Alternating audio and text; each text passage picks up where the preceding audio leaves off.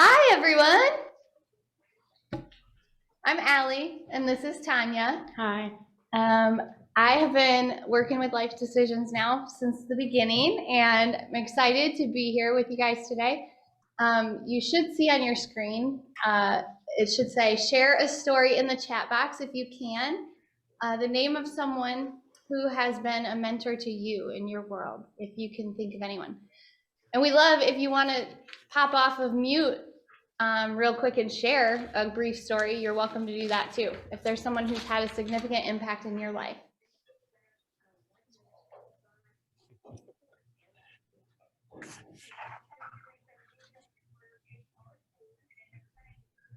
Any takers? Oh, I'll break the ice. Thanks, Bob. I guess. I started attending my church when I was 20 years old, a brand new believer. And now I become the age of some of those mentors of me way back then. But there were people like a man named Joe Cupp, Greg Speck's father-in-law, longstanding member of the church. A lot of the individuals from the greatest generation that were in their 30s, 40s, and 50s at the time. But I was really blessed with a number of people through my church that I didn't necessarily realize they were investing in my life, but they were. And now as I look back on it, I'm very appreciative of it. That's awesome. Does anybody else want to share about a mentor that's had an impact on their world? Or even you could share a story of somebody that you've had the privilege of mentoring.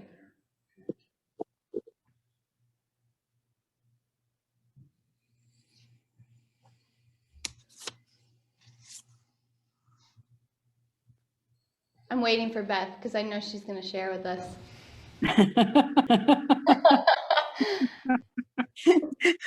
I don't know. Is it a mentoring or is it? That's the same thing.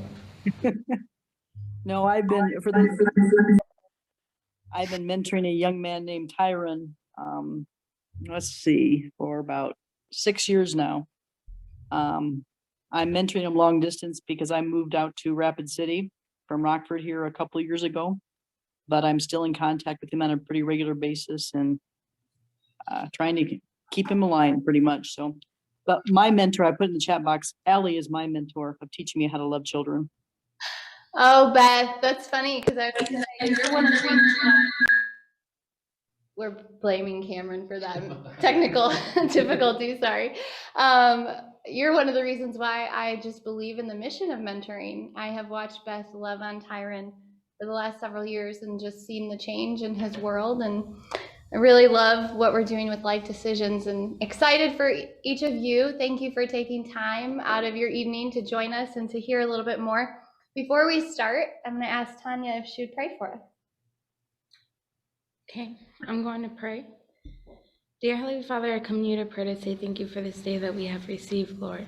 I want to ask you if you can be here in our hearts and for the people that are at home, Lord.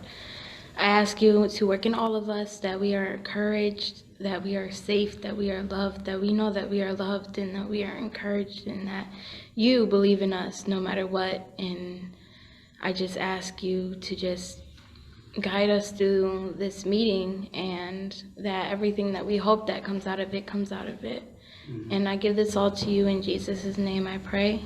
Amen. Amen. And now we're going to kick it over to Jake.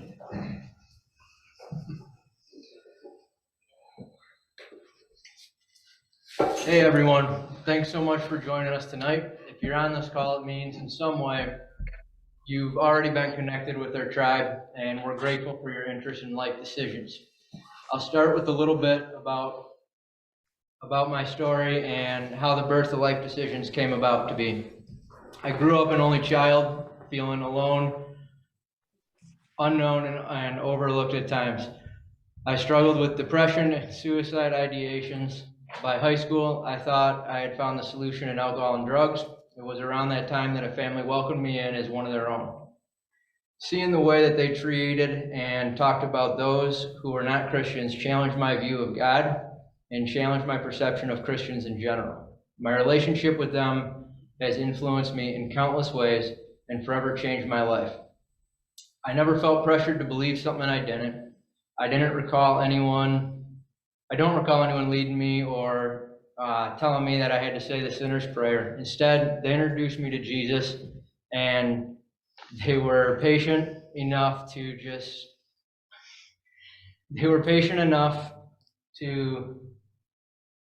yeah, we're good, we got it. They were patient enough to just let him do the work in me. See Christ as part of their identity. So to be in a relationship with them meant you also got to know Christ as well. I also began to work with them on their farm. Looking back, I recognized how much more time I spent with them, how much deeper our relationship grew because I worked for them. Money is a motivator. When it's your job, you're getting paid, you're more likely to show up, even though you may be tired or hungover. One of the biggest influences was a camp that they started when I was in high school. Outdoor Outreach Camp is a week-long summer day camp for at-risk youth in the Beloit and South Beloit area. This is not a church camp, but it's an unapologetically Christ-centered upon our only hope, Jesus Christ. It was through serving at this camp that I began to know and develop a deeper relationship with Christ in my own life. Volunteers did not have to sign a statement of faith or live up to a certain Christian standard of conduct in their own personal lives. It was not just that I was welcome, but as I watched and saw how they welcomed others and those who some would think didn't measure up. And it was their interactions with them that had the greatest impact on my faith as I watched. It wasn't just that I was invited or that they wanted me there. I was needed and valued for the ways I could contribute. I had something to offer. They saw in me something. They built upon my strengths, created opportunities, and set me up for success. As camp grew and I grew over the years, they continued to empower me to follow my passion with leadership opportunities as a middle school of camp started, and invited me to have an input at board level conversations with camp. I remember the exact moment at camp years ago when I was leading a group of middle schoolers out to the back of the farm when God told me that this was what he called me to. I was called to serve the older group of kids, at-risk youth, those who were like me, never would have walked into a church on their own. This was nearly 15 years ago now. So how did that lead to life decisions? Much of life decisions has been based off of my experiences with Outdoor Outreach Camp. Camp has always been the best part of the week, or the best week of the year for me each year, and it still is today. Only now, the joy I get comes from sharing the experience with the youth I mentor and watching the impact of outdoor outreach on them and in their lives as they volunteer to serve younger at-risk youth. And I pray that it might even have a similar experience of God as I did back then. Almost 10 years ago, I left construction and went back to school. My eyes were really opened to the impossible challenge that so many of our youth face today during the year and a half I spent working as a juvenile detention center officer. It was during this season that I learned I was blessed with the burden for those overlooked and undervalued youth. I spent the next 2.5 years working at an adult substance abuse recovery home, and the next 3 years as juvenile justice ministry director, where I had the privilege of leading an incredible team to expand programming, develop and launch a formal aftercare program. Life Decisions was birthed out of conversations and training from experts in the field of juvenile justice. And most important was the direct input from the young people I've had the privilege of getting to know and mentor. Over and over, I'd watch as kids were given chances, but really they were just set up for failure. Without the structure, support, accountability in the areas of life that they needed, that chance, it wasn't really a chance because they couldn't do it. This is where the 6 pillars of life decisions comes from. One day in last October, I asked Jadarius, the young man I've been mentoring since he got out of the detention center more than 2 years ago, if he'd like to start up a new organization with me to serve the broken, overlooked, and undervalued youth in Rockford. With a great big smile, he said, "I've been waiting for you to ask me that. Yes, let's do it."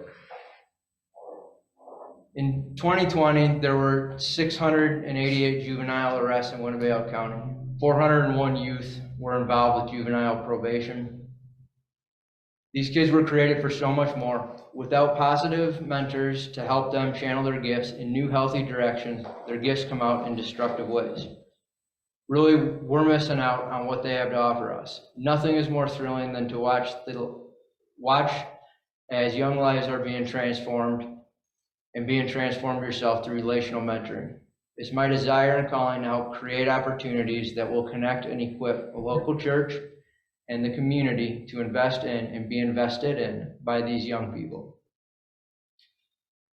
Life decisions will not only change the lives of these youth, but it will bring restoration to Rockford. But I have no doubt that the adults of all ages who come and join our tribe will be the greatest beneficiaries of all. So today I'm excited for you to get to know the team who's been working with me to start up Life Decisions for these past several months. With that said, I'd like to introduce you to Tanya, who will share with you, to Raheem, because Raheem is you already met Tanya. Raheem is going to share with you the mission and vision of Life Decisions. Hello, I'm Raheem. I am a part of the Youth Leadership Council. I'm here to tell you a little bit about myself and why I have joined the Youth Leadership Council.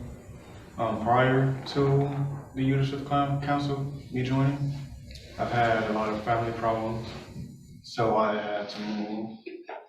I was introduced to this by my cousins, JJM being first, and then Life Choices here second, then YFC third. Being joined to these things, it expanded my mind. It helped me cope with my problems, and it helped me build a relationship with God. It helped me find opportunities to expand my talents and my art. Speaking of that note, I have written a poem for the viewers. It's called Rain and Sadness. Sadness in the form of rain, coming down sideways, cold and wet. Stood there drenched, more weight on me, more than a wet weight from the garments that hangs from my wilting little body. I hope that Life's Decisions finds more willing teens to join and make Life Decisions better. I hope it grows to new expectations. I see myself in a number of years as a guy who started out unknowledgeable and unfaithful, as to one who grew with more and more knowledge and more reasons to see the brighter side of things and to see a relationship with the man upstairs. So today I'm going to talk about our mission and vision with you. Our mission is to build a tribe of mentors who will bring restoration to Rockford by investing in the lives of at-risk youth, equipping and creating opportunities for relational mentoring throughout our community. We imagine Rockford restored, our streets no longer run by violence. At-risk young teens no longer feel alone, overlooked, or undervalued. Everyone has a mentor, someone who can be trusted, knows them well, and who is always there and cares for them, teaches them, helps them, motivate them to reach their God-given potential.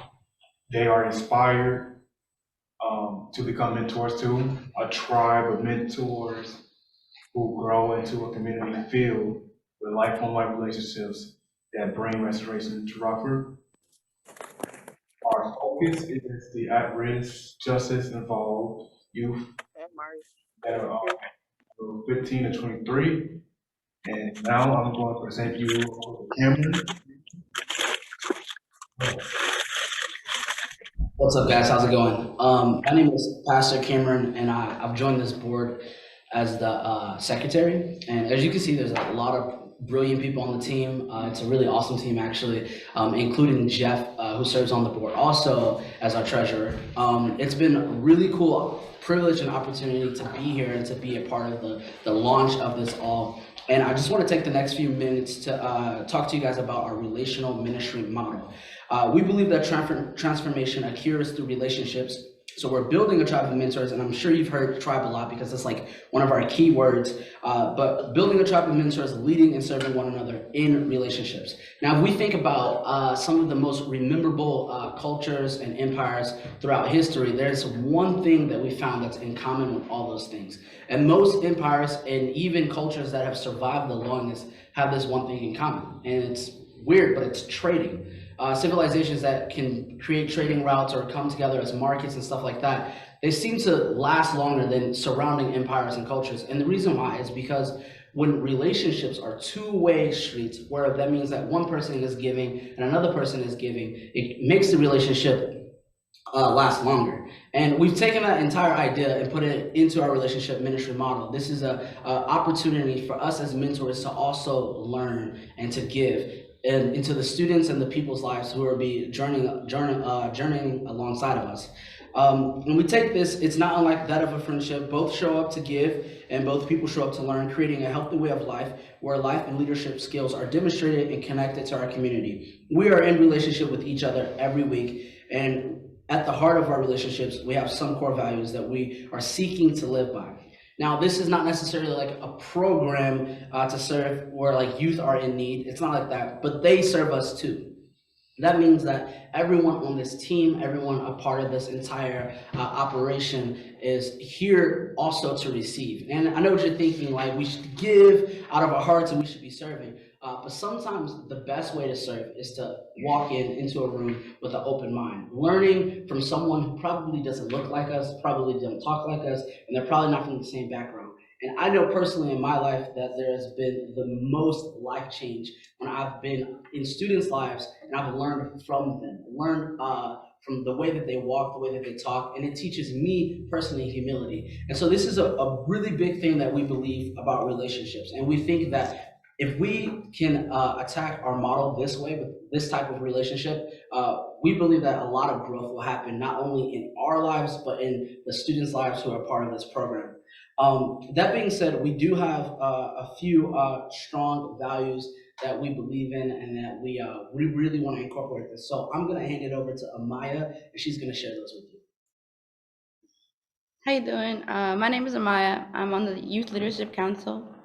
I ended up here, I started as an intern for Allie, and last year I helped lead a student summer camp. And about sometime later, Allie invited me to her house for a meeting, and I showed up and I walked in and there were two random people that I've never seen with a whole bunch of random pieces of paper on the floor and Sharpies everywhere. And on the pieces of paper, it was the vision for life decisions, and the rest was history. I decided to join Life Decisions because during my childhood, I had a rough time. I grew up seeing people close to me struggling. I always wanted to help, but it was either I didn't know how to, or I didn't think that I was big enough or strong enough to. But now being able to grow and flourish in this organization, I have mentors that I learn a lot from and I can go to for anything. And now I also have the opportunity to mentor others. One of the first things we talked about in our Youth Leadership Council was our core values. These core values are the heart behind our relational ministry model, and Tanya is going to help me introduce those to you.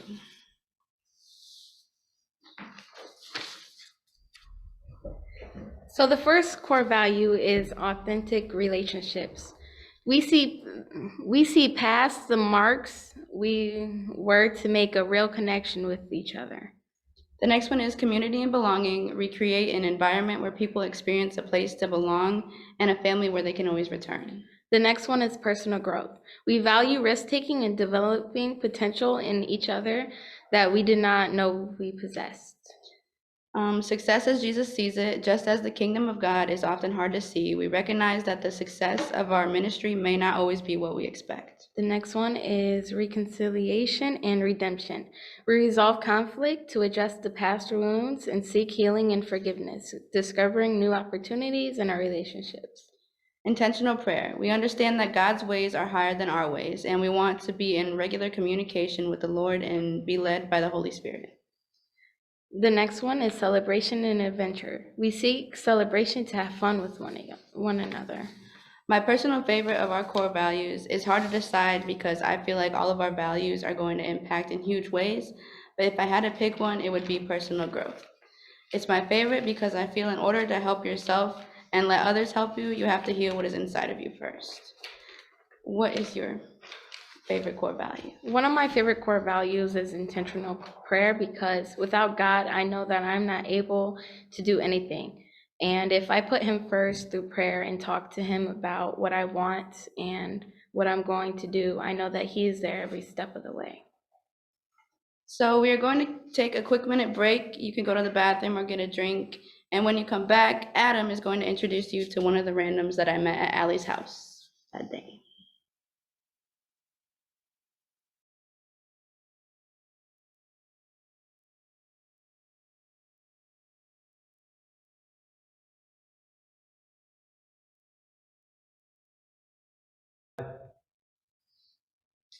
All right, welcome back, everybody. I hope everybody's refreshed after that 1 to 3 minute break. My name is Adam Palmer. I'm happy to be here, and I'm really excited to introduce you guys to the main man right here. To my right, your left, Jadarius.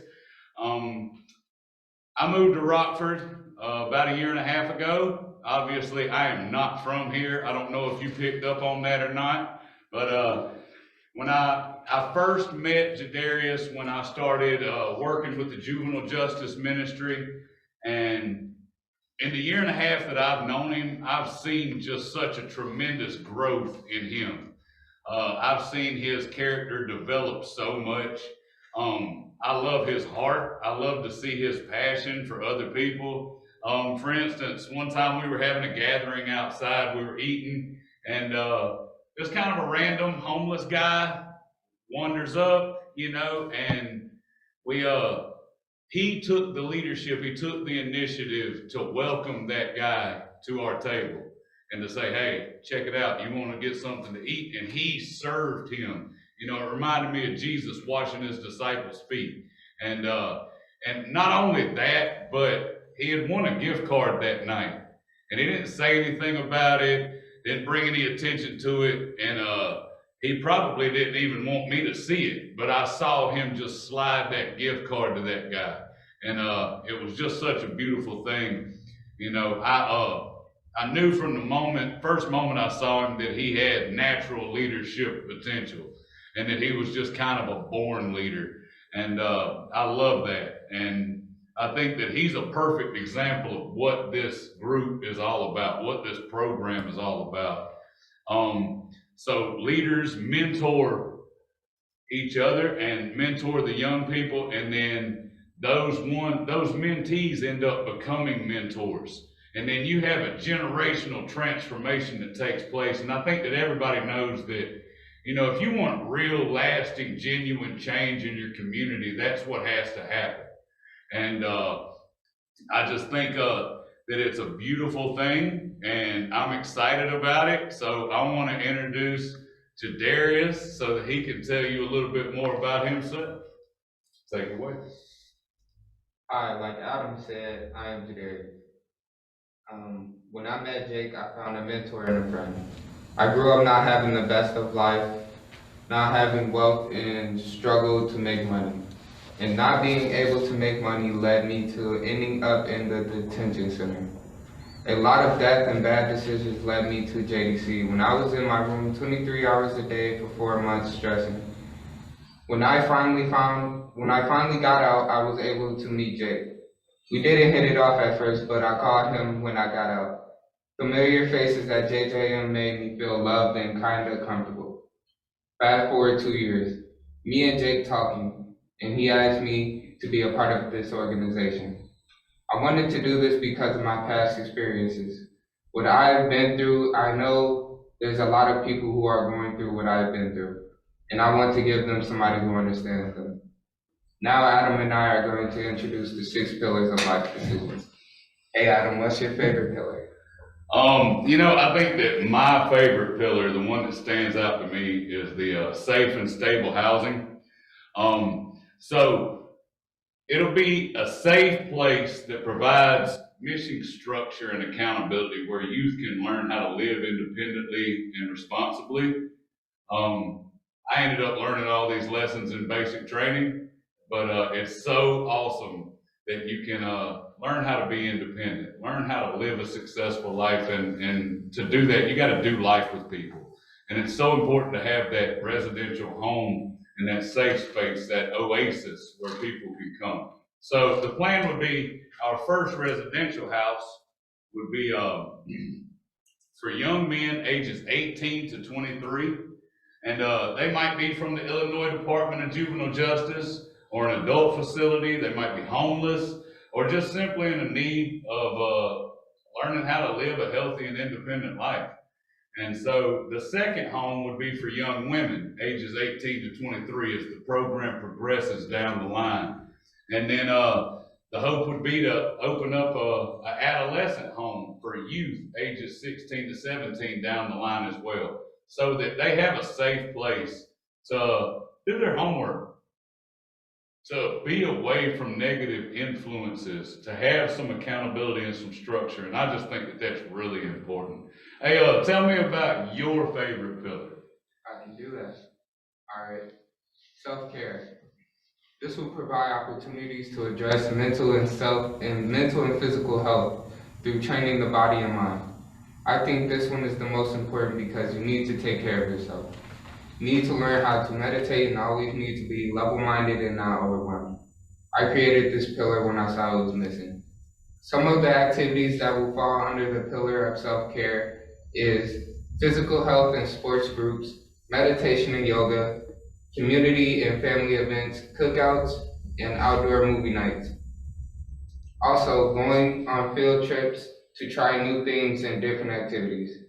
Can you tell me about self-care? I'll tell you about surf now, but I'll tell you, I think I need a little bit more physical activity. I'm looking at my picture on here and it doesn't look great, so I might need a little bit more of that. So serve now.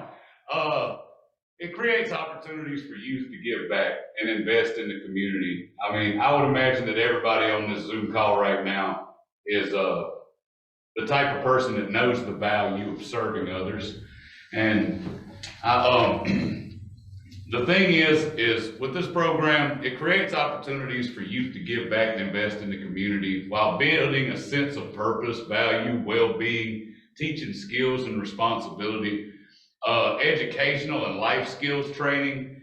I know for me and a lot of other guys that, one of the best ways to learn is by actually getting your hands dirty and doing it. There's a lot of kinesthetic learners out there. They got to do it to learn it. Seeing it and hearing it doesn't do the trick, but actually experiencing, getting in there, that it helps those principles, those lessons really stick with you. And so there's also GED support, credit recovery, online learning, tutoring. There's so much that can be rolled into this program. In February, we started a 6-month pilot program that incorporates both individual and group mentoring. This program provides support and accountability for individualized life decisions, goal plans, which that's so important because everybody knows that if you don't have a goal that you're shooting at, then no matter what, you're probably going to miss your target. So now there's incentive in this. So say you do 500 hours of community service, and that's a lot of hours of community service, then you deserve to have something there. And the prize would be win a trip with a mentor, for example. So Jadarius puts in his 500 hours, he grinds it out, right? And then he says, hey, Adam, I want us to go play 18 holes of golf at the nicest course in Rockford. Well, let's make it happen, Now we get to go play around the golf because he earned it. And then even in that trip, he's learning more skills. And that's so cool. So There's also we're gonna partner up with other organizations to provide service opportunities. For instance, partnerships with Rock House Kids, Crosspoint Church, community cleanups, Noah's Ark. There's so many different things. The opportunities to serve are endless. You guys know that. So there's also Serve Now programs that include creative building and design projects that could be sold and auctioned off, repair and maintaining the houses and apartments that are part of the safe housing program. So it all works together. All right, now you learned a little bit about this. Tell me a little bit about the Work Now part of things. Tell me about that, Philip. Okay. Work Now provides healthy legal opportunities for youth to gain financial support for themselves and families through on-the-job mentoring, a building trades mentoring program. We hope to begin our first group with 8 to 12 youth by June 1st. This group will provide renovations on the Life Decisions home that will serve as an office and day home once it's completed. Regular maintenance, repairs, and upkeep of Life Decisions properties. In the future, Work Now will expand to open a workshop for various buildings, projects, and a job shadowing program, and also Get to Work program that funds and connects participants to jobs with partnering businesses. Leadership Council, that's what I'm on. Is empowering youth with opportunities to develop healthy leadership skills while raising expectations and challenging them to their God-given potential. The Leadership Council is responsible for life decisions and what we do or not do. Council members must commit to 1 year service and 7 to 10 hours a week. This includes weekly council meetings, monthly team building time, monthly day of prayer, restoration, and reflection, and quarterly team retreats. Can you tell us about adult internship? Yeah. Okay. So adult internship. All right, so these are like the primary mentors. So think of it in a system to where you have primary mentors and then like secondary and tertiary mentors, all right? That's it's just like in a tribe, everybody has different roles. So the primary mentors, now these are gonna be like an internship where you're learning and helping with administrative, coordinating, facilitation of relational opportunities. It's a year of service, growth, learning, and experience within the professional field of social work as a primary mentor, or basically like a case manager. And this could be to fulfill college requirements. This could be personal enrichment. These may be previous life decisions participants, like perhaps Jadarius will graduate from the Leadership Council and he'll become one of these adult internship primary mentors for somebody else. Be their case manager and keep them in check and help them grow. I think that that's the idea behind it. It's like a trickle down mentorship. And it's really cool that, I would imagine that graduates from local colleges, graduates from colleges across the country would like to use this as a stepping stone to their own, case management and social work careers. I think it's just a really cool concept. So without further ado, we're gonna pass it over to Allie. Can I join you guys? Yeah, come on over. Did you bring coffee? I did not, sorry. Well, We'll get some from Jadarius in a little bit. That's part of his work now. Later on today, he's gonna make us some coffee. One of the quotes that you can hear us say often at Life Decisions is, without vision, people perish. And so we want to give you kind of a brief overview of the phases of where we are and where we're going. So since the inception of Life Decisions last October, we've come underneath the umbrella, the 501c3 umbrella of Straight Ahead Ministries, which is an incredible organization. I recommend you look it up too, because a lot of what we're doing, we've been mentored even as an organization by Straight Ahead Ministries. We're so grateful for them. We are in the process of getting our own application approved, establishing a board of directors. You heard from Cameron, and we're grateful to Jeff too. And our organization has been incorporated with the state of Illinois. We already have 5 youth in our leadership council. You've heard from a lot of them. They're incredible. They're teaching us and our leadership team every week. We also have 8 to 10 youth that are serving in our Serve Now program. I actually have paint all over my hands because I was serving with a few of them today. And I don't recommend it. More paint is on me than it is actually on the walls we were supposed to do, but it was fun. We had a blast. We don't yet have the funds to cover our operational expenses. Our staff is right now working without remuneration. And so we're in the process of fundraising, and a lot of you already know that and have received newsletters, and we're grateful for your responses to those. We're working towards getting salaries for our staff and hoping that volunteers will join the tribe of mentoring these incredible youth. We are continuing to create individual life goal plans with each of the youth that are part of Life Decisions. Adam kind of touched on that, about how important it is for us to even have vision for our own life. And so as you join Life Decisions, we encourage every single youth to fill out a life goal or individual goal plan, and it covers areas of work and education and service. And so we work weekly and bi-weekly with youth to kind of circle back and look at their goals. And Amaya, who you heard from earlier, reached one of her goals of getting $1,000 in her savings account already, which is a huge milestone. So it's really fun for us to get to be a part of that and watch what God is doing in different lives. So we want to invite you to kind of be a part of this tribe, and so there's different ways you can do that. The first phase, by the end of September, this is where we intend to be. You can kind of see on your screen. We're working towards establishing a launch team with people leading and serving on these different teams. There's a lot of ways you can be involved. Not just mentoring, although that is obviously a key point. We need help with office work and administrative work. A lot of our team is hands-on direct ministry, and we know that nothing gets done if there aren't people working behind the scenes and helping run the show and writing thank you notes and helping do bookkeeping. All of those things are so important. We, like I mentioned earlier, are getting ready to kick off a fundraising peer-to-peer campaign. We really believe in providing these pillars to our youth, but we know that with a limited amount of funds, that that's gonna be the ceiling for us. And so we know that God owns the cattle on 1,000 hills, and we're prepared to host this fundraiser, but we want to invite you to join us in making a difference in these youth by helping be a part of this amazing fundraising campaign. You probably have way more ideas than we do, so we are open to that. Another way to be involved in this first phase is through networking.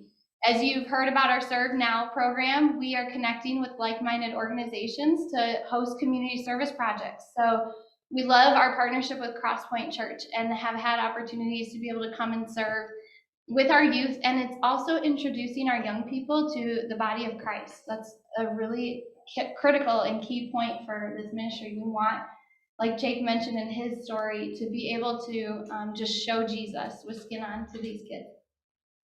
So phase 2, oh wait, I forgot the fundraising. A $250,000 peer-to-peer fundraising campaign is actually, you can kind of see it will help us bring on 3 full-time staff, 3 part-time staff, 2 of which are already students that are serving in our youth leadership council. And then that will help us kind of get ready and gear up for our day ministry home that we're hoping to launch here. So phase 2, oh goodness, I jumped the gun. Sorry, there's actually phase 1 continued. 8 to 12 youth will have completed our first building trades mentoring program.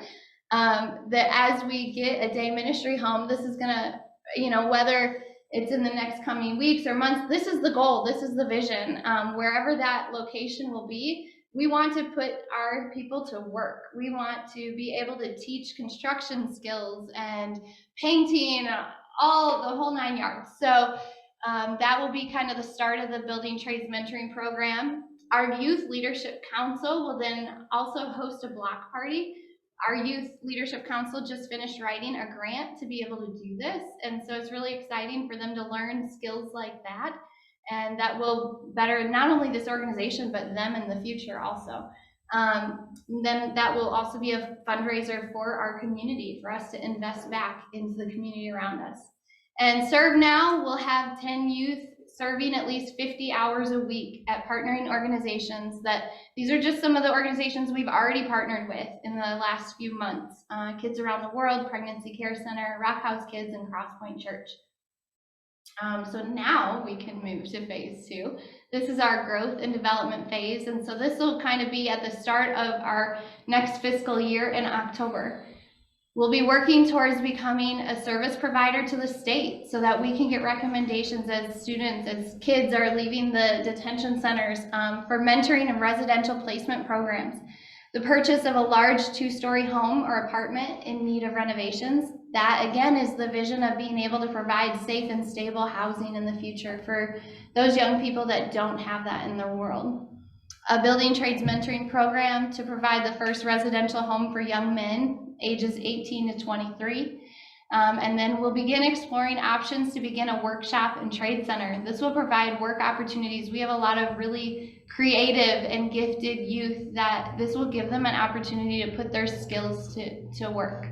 And then by this phase, we also want to focus in on getting our adult internship program launched and partnering with colleges and places around the community locally, and maybe there might be colleges that aren't as local that would want to partner and send some of their interns our way.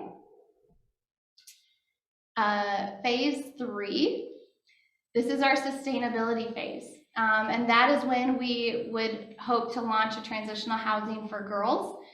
Multiple apartments for youth who have completed the programs, but they still need safe and stable housing, or maybe they'll just benefit from having the Life Decisions community and the individual goal plans still really relevant in their world. With all 6 pillars well established in this phase, much of the focus in this phase is just sustainability and continuing to learn from our mistakes, better our programs, and continuing to invest in our staff, our programs, and our youth. And then continued development of partnering relationships as a coalition. Because as you've heard from, Life Decisions is very much a coalition. It's a partnership amongst organizations locally to build a tribe of mentors. We know we cannot do this on our own, and we have no desire to do it on our own. So we are grateful that each of you has taken time to be on this call with us. This is a more tangible way. These are just some examples, ways for you to be involved. We kind of use the phrasing your time, your talent, or your treasure. There's a lot more ways to be involved than what's on this slide, but these are just some ideas. This isn't, what I love about Life Decisions is that you don't necessarily have to be local. We have several of you on this call aren't in Rockford right now, and we are grateful because I know a lot of you have sent in support, and you send encouragement, and you send ideas, and so these are some more tangible ways that we right now would love for people to join the tribe. Helping coordinate service projects with community partners, so having more of a hands-on role with our Serve Now ministry or a leadership council is a tangible way you could be involved. Mentoring while serving at those community projects, so we don't just send our youth to go serve in the community, we want them to serve alongside their mentors. So we are growing. Our mentors are being mentored also, and then our mentors are, mentoring youth. And so one of the fun things that we hope to see in the youth that we are serving with is that they will continue to mentor younger generations as well. We need help writing thank you notes, and again, like I said, doing bookkeeping and administrative tasks, all of these different ways. Providing leadership in one of our current pillar launch teams. So we have, like, the Serve Now program is an elephant in and of itself. There is planning and scheduling and coordinating, communicating, emailing, volunteer recruitment, you name it. And so you would have the opportunity to join a Serve Now launch team and give your ideas and your creative mindset around what are different ways we can serve the community and engage youth and volunteers. And just like Serve Now, there's also the Leadership Council. Each week, our Leadership Council meets, and we have different leadership development opportunities for these youth who are ready to take their personal growth a little bit more seriously. They are held to higher standards, and they are really, they are required to do all of the serve now requirements, but then they're also serving above and beyond. And so we want to have some really incredible leaders that are alongside them as well. And so even with that, there's ways that you could contribute. If you have gifts of leadership or ideas and ways that we can encourage and inspire them to continue growing in opportunities in the community, we'd love for you to be a part of that pillar. And then, as we've mentioned already, that one of our visions is a ministry day home. That's going to be an elephant in and of itself. So these are just some of the ways to be involved. Adam, you can take it over. I got you.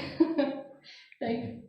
Yeah, I don't think I was originally supposed to do this part, but I didn't feel like I talked enough earlier, so I wanted to get some more in there. No, really, my motivation to speak here at the end is because I see a real life sense of urgency in this.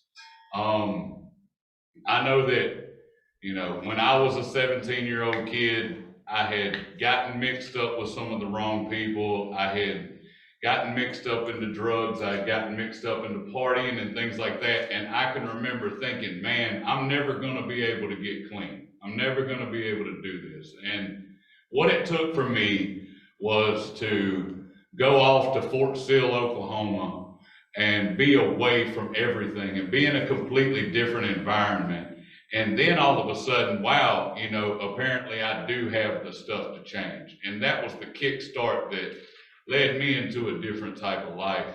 And I see the day home, that first hit point, as an opportunity to do that for some of these kids. I know right now there's one kid that's in our program that he's just in an awful environment.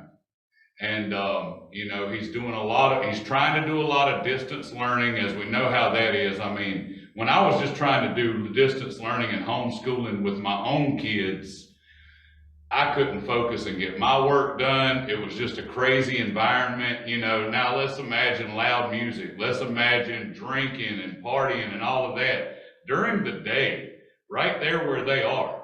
And, you could try to shut your door and I know that this kid, he wants good things for his life. He wants to maybe be a police officer or a soldier, and he has dreams.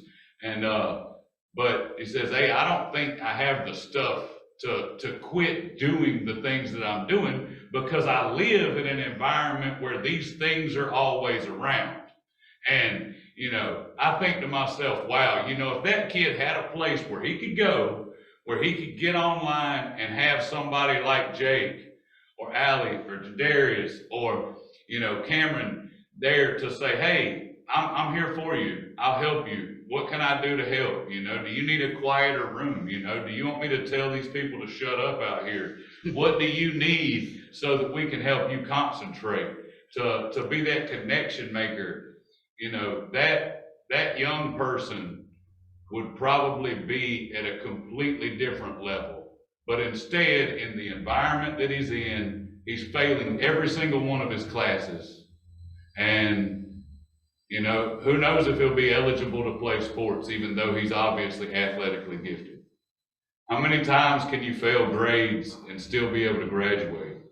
Who's there in their home that when he does fail this year, if he does fail this year, well, who's going to be able to point him towards the resources to get his GED through another organization? What kind of advocacy do these kids have in the environment that they're in? So I see a severe need for the day home and office like yesterday, like right now, and so I just wanted to present that as what was on my heart here at the end, to say, yeah, there's a 1 year, 2 year, 3 year, 10 year down the road vision for this, but we also have the opportunity to make an impact right now. So my question for you is, what are you gonna do about it? That's all I got. So we're going to do a couple minutes of Q&A. If anyone has questions, we can try our best to answer them. We would love to hear thoughts from you. So if you need any more information on any of the pillars,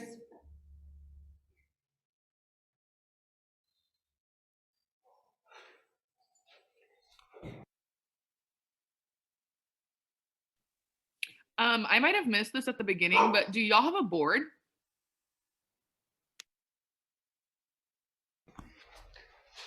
Yes, we do right now. Cameron is one of our board members, and Jeff Nelson and myself currently are our 3 board members, and that's one of the things we're working on is board development and growing the board as well. are you interested, Rachel? That's not why I turned my camera on, but I do have questions.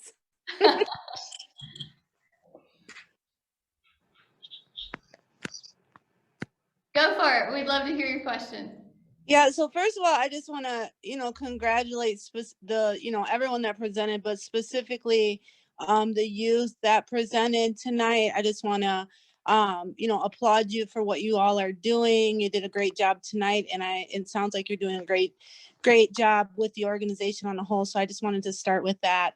My question in the chat was, I know we went over like the phase 1 needs, but as far identifying the most immediate need for volunteers and support, obviously outside of the financial contributions, which kind of are the foundation for everything, but what is the most immediate need to get people involved?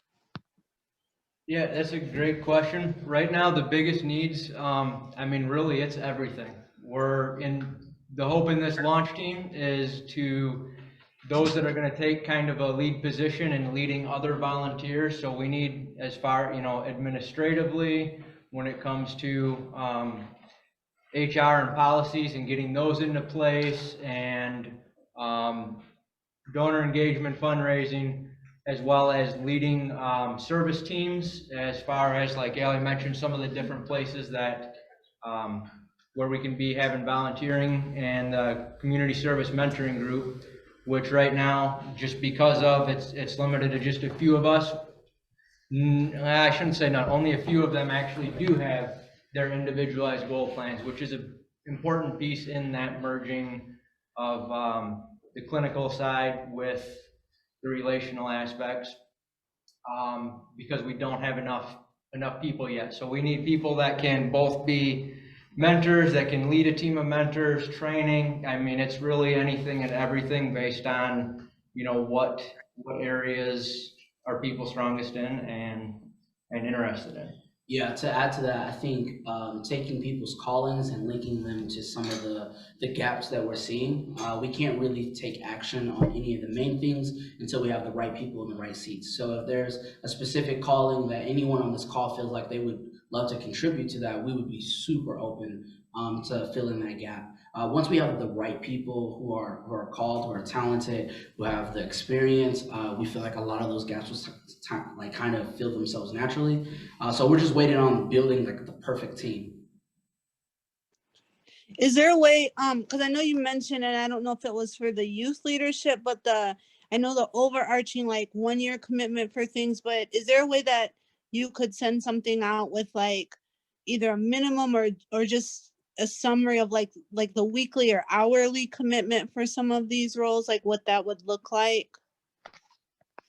Yeah, we can do that.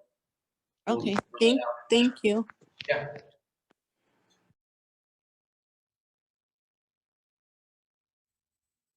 Any other questions from anybody? Or do you?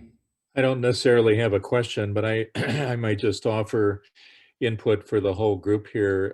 One of the great needs, and I appreciate what Adam just said about the urgent need that he perceived was the day home or the day house office administration. We've had 3 in-depth meetings with Jake and Jadarius about this. And Crosspoint Church, which is a fairly new operation, is 3 different churches have really come together here within the last several months. We've just appointed new leadership, and the leadership this is a top issue on our agenda, is the use of what we call the Palmer House, just to the west of the building. Used to be used for missionaries and other purposes. And for about the last year and a half, it's been basically vacant. And, we've been waiting for direction on what the Lord would have us do with that. And so this opportunity has really landed right on our agenda of whether we should forge ahead. We already have a strong sense of partnership with the philosophy and the mission of Life Decisions and what Jake is doing and the rest of this team. But committing this building to then use for that is immediately on our agenda. These teams have just organized. In fact, as these three groups have come together, they are just now having their meetings where we're really getting to know each other. But this is not something that is going to drag out for very long. It's a top priority on our agenda. Yeah. And as Bob mentioned also, the value of this particular home isn't the property itself. It is mostly the relationship and the investment that the church has shown and their desire to build relationships and reach out and be a part with these kids. Did he say it was called the Palmer House? Like Palmer? Yeah. Like Well, my, yeah, Okay. that name may disappear. I'm just dating myself, but the man who owned it 40, I don't know, 50 years ago, his name was Palmer. I think it's a sign. That's Adam's last name. Yeah. That's right.